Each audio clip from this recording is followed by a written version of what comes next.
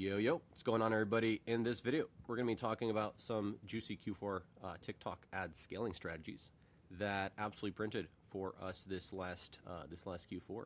And I am going to directly go into the ad account, share with you guys each of these, explain them, and then if you guys have any questions on them, feel free to ask. Cool. So the very first one that we spent about $40,000 this last Q4 on is on an ABO creative testing campaign. Now, one of the biggest things that I want you guys to take into consideration is the actual structure that you're running your creatives and scaling them in matters significantly less than the actual creatives that you're running and the actual landing pages you're matching with those creatives and the actual offers you're running and the urgency that you're building. Okay, so let's first just kind of go through this one here. The reason why this one scaled the most, well, as you crack new creatives, again, creative is what matters. This is a creative testing campaign that I scaled where they lied, right? Now yes, you can scale things directly where they lie, and you can spend, like this one here, we spent $17,000 on a singular creative during this last period at about $1 SPCs, which is really solid, right? Now, how are we able to achieve that?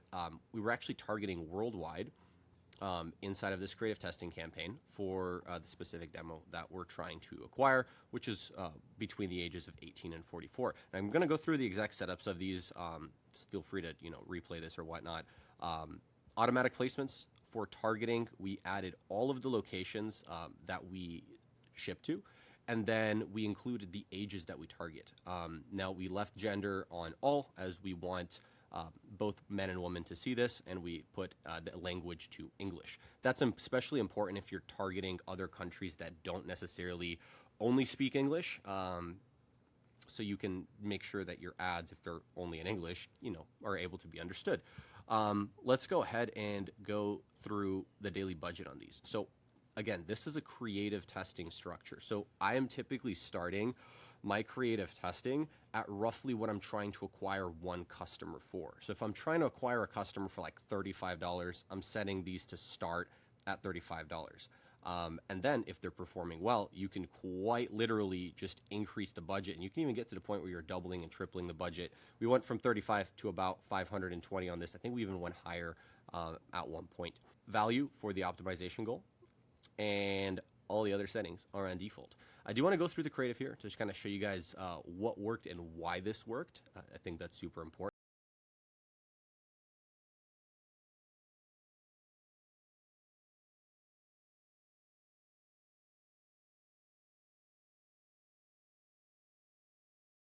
Why did this creative work? This creative worked because it's a very gift-focused creative. This is your sign to get her a pet face necklace. We're literally telling people that this is their sign to go get a gift for somebody. The creatives that are going to work the best for you this Q4 are going to be gift-focused creatives because everybody's buying gifts. So if somebody can buy your product for somebody else, creating content that's going to encourage that is going to be the content that's going to get the most amount of spend and the best conversions for you. So super gift-focused piece of content, no shit, it scaled, right?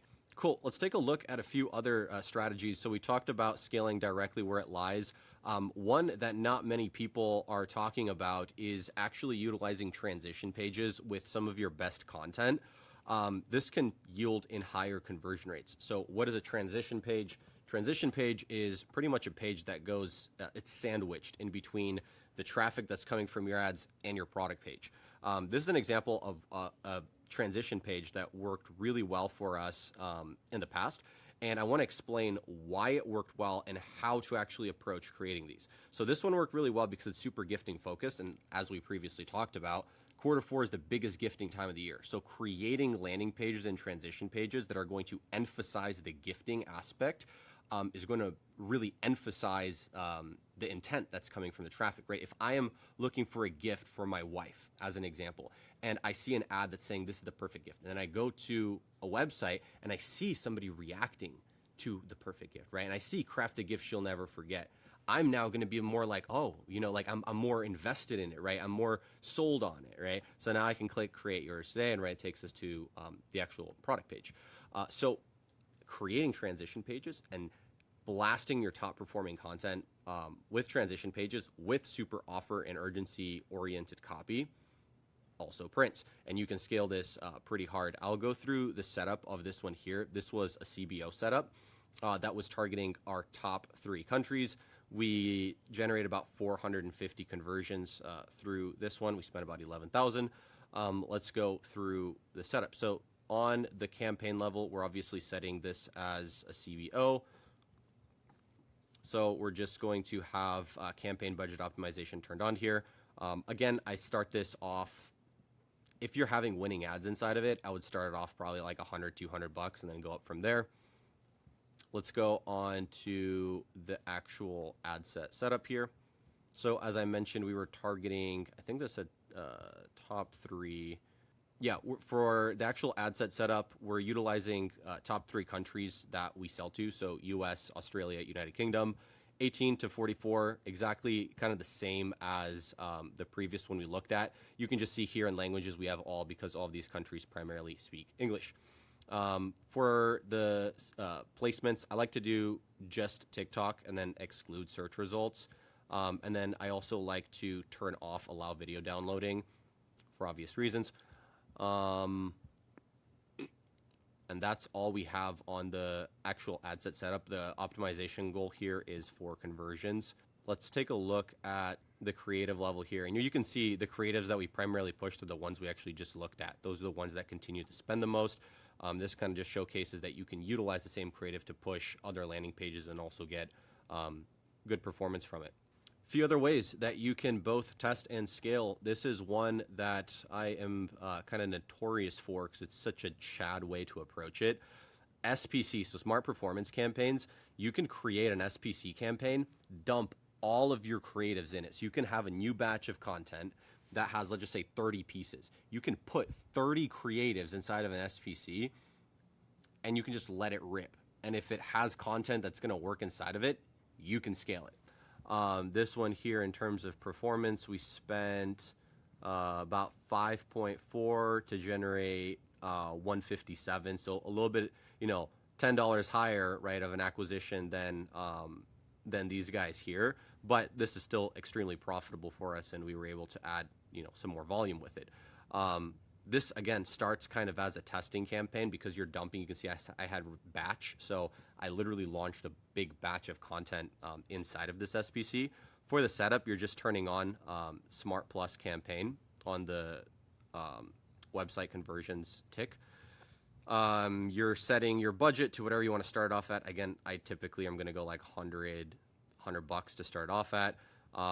Targeting United States. So this one we just were targeting US. You can see that on the ABO one, on the worldwide, we had significantly lower cost per clicks, and we were actually able to get better results with opening this up. So this year, I'm likely going to be opening this up to other countries as well, to kind of get lower clicks and ideally better returns.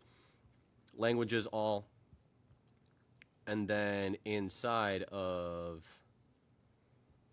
here, you can see I have 26 motherfucking creatives in this bitch, and it worked pretty well. I ran this structure, as you can see, multiple times. We have batch 2, batch 3, batch 4, batch 5, and this is just, again, stacking in a bunch of creatives that you want to put some testing towards. Again, super offer and urgency focused copy here. You can scale this, again, directly kind of where it lies. Few other things I want to touch on in terms of strategies. So bid ladders, again, I've tied on these before, but I'll give the simple TLDR. If we take a look, this here is an ABO bid ladder, where you're setting the budget on the actual ad set level, right? So these are all ABOs. You're setting the budget on the actual ad set level, and I'm starting them off at $100 a day. And then we're utilizing bids to build a ladder. And you can see kind of what I mean by that. We start at 1701, and then we just kind of trickle our way up to like 1801, right? So we're kind of covering all these random points in here. And what you're doing is you're letting all of these, on an ABO perspective, try to blast through the $100 through the budget. And what you do, kind of how you media buy this, you can see some of these are off. We're looking to see which one spends the best, right? So what you'll notice is if we go over to here, you'll see they all spent something, right? But not all of them got the best returns. Some of them got much higher returns, right? So this one got a $34 return. This one here was, 15, 16, 18, 17. And what you're doing is you're trying to find which one's going to be spending the most at the best returns. That's kind of what you're doing. And then you can scale the actual budget as you identify that one. So we actually found that the 1701 was performing the best. So we literally ramped the budget up on that and scaled it that way. This is valid on TikTok. The similar strategies apply to Facebook. You can use this on an ABO perspective. You can create a CBO with these on. The issue with doing this with a CBO is that the budget will always go to the highest bid, right? So whatever is the highest bid, it will always move budget towards that because it wants to spend more of your money, right? That's the one issue with doing this on a CBO level. You can do it both ways. In terms of the targeting here, this is also something that you can play around with. I would recommend playing around with hashtag stacks on TikTok. Not many people talk about these, but it's an interesting way of targeting. All the previous ones we looked at were broad targeting. This is going to be a slightly different approach where we're targeting the locations we want to target to. So US, Canada, this is 18 to 54. And we are stacking a bunch of different interests. So you can see for us, we're trying to target dog people. So I have 12 different hashtag interests here for dogs doing things, pop of TikTok, dog moms of TikTok, etc. These are fun to play around with because you can identify different pockets of audience that are going to be buying your product, and it can work really well. We've spent hundreds of thousands through hashtag stacks in the past.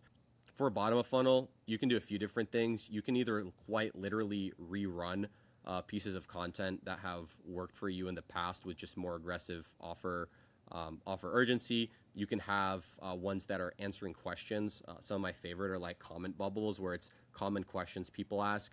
You can identify that by running like a Hotjar survey. I have actually on Ecom Live a video on that if you type in Hotjar. So how to set up a Hotjar survey. You can identify what are objections people have, and then you can create content that handles those objections, and that can yield higher conversion rates. Also, I'm not sure if I mentioned it already or not, but we're doing a mastermind, so like a master class, virtual master class, this upcoming Thursday. So literally a week from now. There's only a few more tickets left at the early bird price. So if you're interested in like more in-depth strategies like we're talking about today, and a bunch of other stuff, definitely check that out. But yeah, that's for bottom of funnel. Setup of that is going to be pretty straightforward as well. We are just having custom audiences that are selected, and then we're essentially having page views for the last 30 days that are being targeted. All this is doing is taking page views of the last 30 days and showcasing them as content. I typically start this off lower, and then you can scale it. If you have any questions on any of the above, feel free to jump into the free Discord community and just ask in chat, tag me. I'm happy to help. And yeah, hope to see you guys at the Q4 event. Let me know if you have any questions. Peace.